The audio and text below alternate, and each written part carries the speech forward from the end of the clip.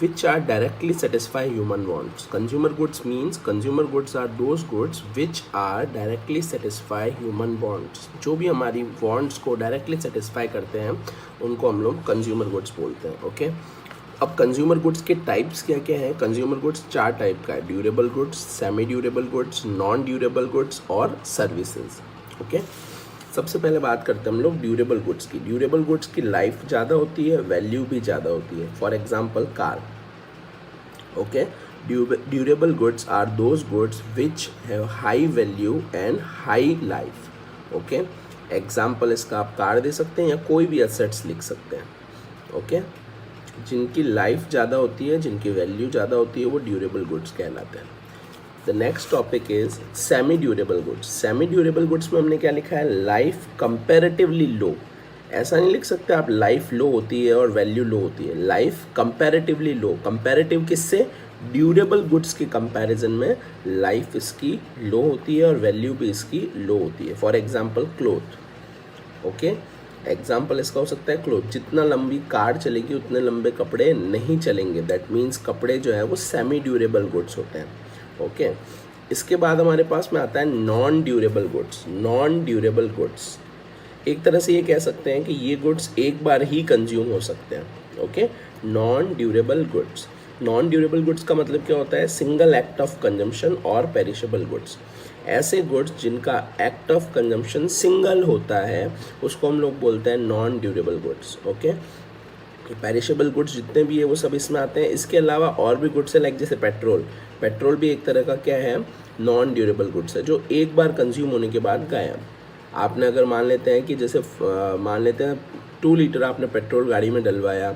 अब वो 2 litre petrol डलवाने के बाद में आपने बहुत सारा मतलब घूमे अगर आप उस पर, तो उसके बाद में उस पेट्रोल को कहीं यूज़ थोड़ी किया जा सकता है, वो नॉन रीयूजेबल है.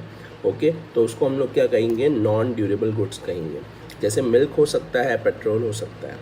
ओके सारे के सारे ईटेबल्स इसमें आते हैं. और भी सारी चीज़ें जो सिंगल एक्ट ऑफ कंजम्पशन में आएगी वो सारी की सारी नॉन ड्यूरेबल गुड्स कहलाएंगी. Okay then next topic is services.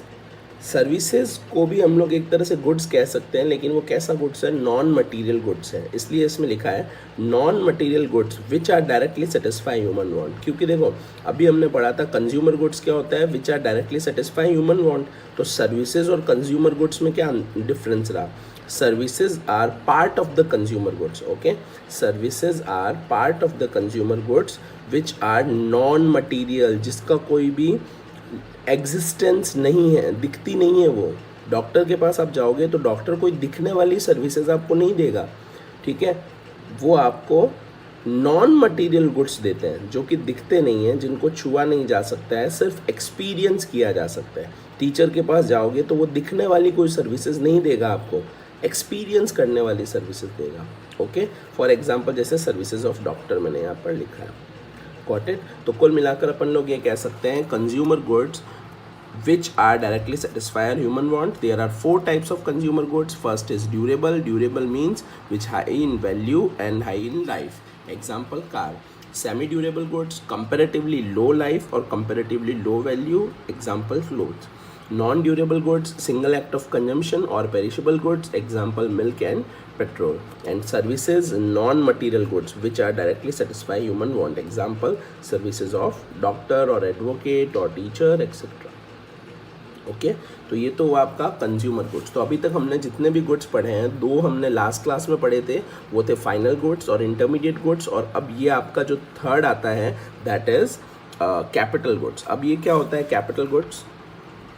Capital goods के अंदर इसने लिखा है capital goods these are fixed assets of the producers. मतलब अगर आपको सीधी सी बात पूछी जाए कि what do you mean by capital goods, तो आप क्या कहेंगे, ऐसे गुड्स जो कि फिक्स असेट्स होती है, किसकी, प्रोड्यूसर्स की. पहली चीज़ तो ये लिखनी है. दूसरा आप क्या लिखेंगे, these goods are use in the process of production for several years. बहुत सारे ईयर्स तक प्रोसेस ऑफ प्रोडक्शन में काम आने वाली गुड्स को हम क्या कहते हैं, कैपिटल गुड्स कहते हैं. तीसरी चीज़, these goods are high in value. तीसरी चीज़ क्या है, ये गुड्स जो हैं ये वैल्यू में बहुत ज़्यादा होते हैं. और चौथी चीज़, दीज गुड्स आर ऑलवेज डेप्रीशिएटेड, ये गुड्स हमेशा डेप्रीशिएटेड होंगे, इसका भी आपको ध्यान रखना है। एग्जाम्पल जैसे हमने लिखा है प्लांट एंड मशीनरी। ओके, तो कैपिटल गुड्स क्या है, वापस एक बार देखते हैं। These are fixed assets of the producers, सबसे पहली चीज़, these are fixed assets of the producer। दूसरा, these goods are used in the process of production for several years। तीसरा, these goods are high in value। और चौथा, these goods are always depreciated। Example इसका है plant and machinery. समझ गए आप। Capital goods अगर आपको पूछा जाता है तो आपको 4 चीज़ें लिखनी है। पहली चीज़ क्या है, पहली चीज़ है कि ये वो गुड्स होते हैं जो कि हमेशा प्रोड्यूसर्स के फिक्स असेट्स होते हैं। दूसरी चीज़ आपको क्या बतानी है, ये वो गुड्स होते हैं जो कि प्रोड्यूसर्स के लिए हाई इन वैल्यू होते हैं, मतलब बहुत ज़्यादा वैल्यू होती है इनकी।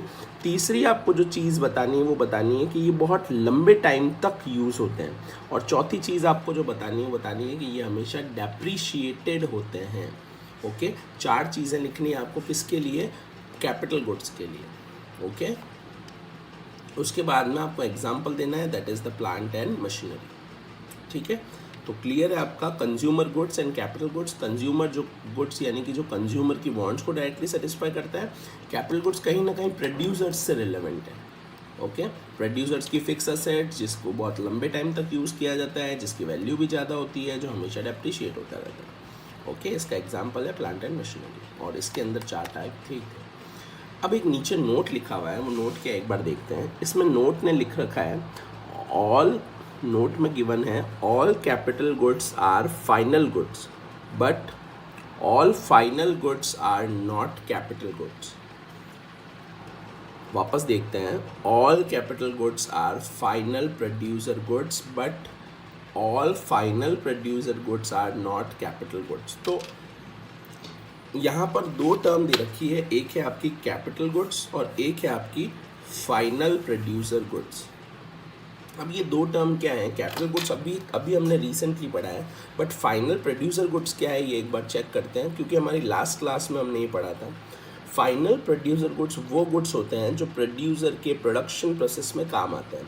अब प्रोड्यूसर के प्रोडक्शन प्रोसेस में 2 चीज़ें काम आती है, first fix assets and second is raw material. ये दोनों के दोनों ही प्रोड्यूसर के लिए फाइनल प्रोड्यूसर गुड्स होते हैं। फाइनल प्रोड्यूसर गुड्स का मतलब क्या था, याद करो आप लोग, हमने पढ़ा था final producer goods means are those goods which are ready to use for final producer. जो प्रोड्यूसर के लिए रेडी टू यूज़ होता है उसको फाइनल प्रोड्यूसर गुड्स कहते हैं। तो प्रोड्यूसर के लिए ready to use, for example जैसे मैं कहता हूँ, एक बंदा है जो कि कंप्यूटर बनाने का उसका काम है, बट वो मदरबोर्ड खुद नहीं बनाता है। ठीक है, वो अब कंप्यूटर है, ऑब्वियसली सीपीयू के अंदर उसको सीडी प्लेयर्स चाहिएगा, उसको मदरबोर्ड चाहिएगा। ठीक है, मदरबोर्ड पे भी बहुत सारी चिप्स वो इंस्टॉल करता है, तो ये सब उसको चीज़ें चाहिएगी। लेकिन उसका काम क्या है, असेंबलिंग का काम है। तो वो मदरबोर्ड किसी और से परचेज़ करता है, वो सीडी जो ड्राइव है वो किसी और से परचेज़ करता है, वो कोई भी वीडियो एक्सेलरेशन की चिप है वो किसी और से परचेज़ करता है। तो ये सब उसके लिए क्या कहलाएगा, ये सब उसके लिए एक रॉ मटेरियल कहलाएगा।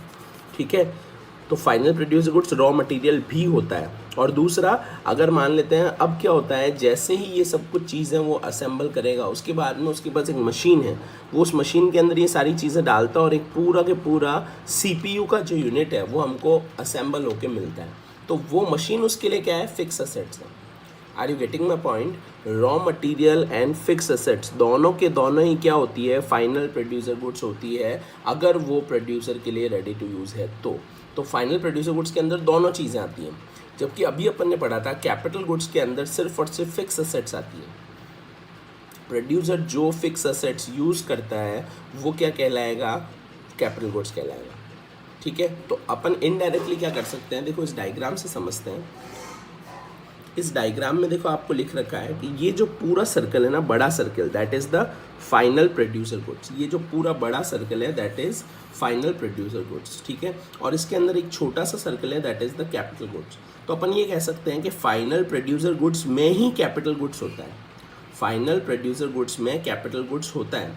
ये पूरा के पूरा बड़ा सर्कल फाइनल प्रोड्यूसर गुड्स है। इसका एक छोटा सा सर्कल इसके अंदर है that is the capital goods.